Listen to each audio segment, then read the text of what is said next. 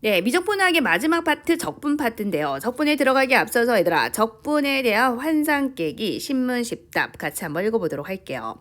자, 우리가 앞으로 배울 내용들에 대한 내용인데요. 자, 먼저 정적분은 무엇이냐, 그리고 부정적분은 무엇이냐, 적분상수란 무엇이냐, 이런 것들 한번 같이 보도록 합시다. 여러분, 정적분은요, 밑줄 끄면서 갈게요. 자, 정적분은 뭐다? 넓이다.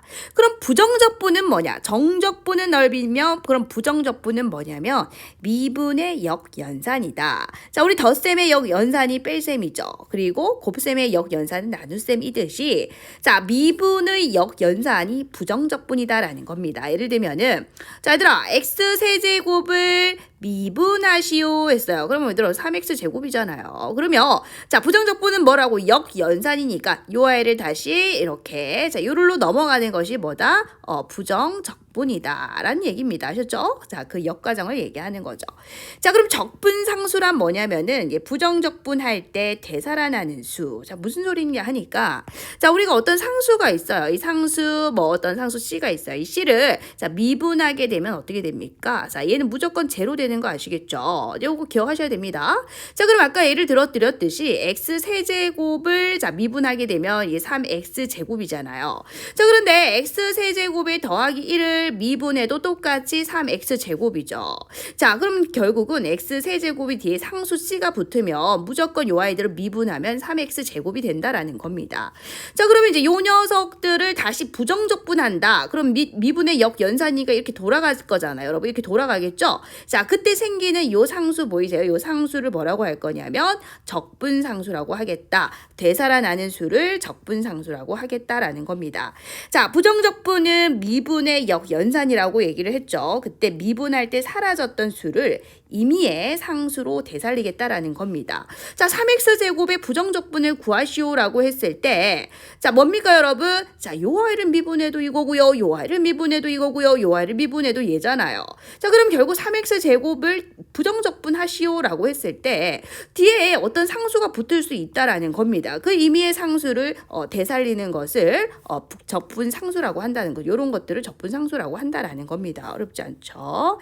자, 그리고 계속해서 읽어보도록 하겠습니다. 자, 네 번째. 자, 정적분과 부정적분 중 어떤 게 진짜 적분인가? 정적분이다. 그래서 이 적분 파트에서 주로 우리가 다룰 내용이 뭐냐면 이 정적분을 배우겠다라는 겁니다. 그러면 정적분만 다루면 되지 부정적분을 왜 배우는가? 이 부정적분은요, 이 정적분의 조력자다. 뭐냐면 정적분 계산을 도와준다라는 거예요.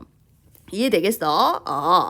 자, 그러면 적분은 왜 중요한가라고 되어 있는데, 자, 요상하게 생긴 도형의 넓이와 부피를 구해주기 때문에 요상하게 생긴 도형의 넓이와 부피를 구해줄 수 있다라는 거죠.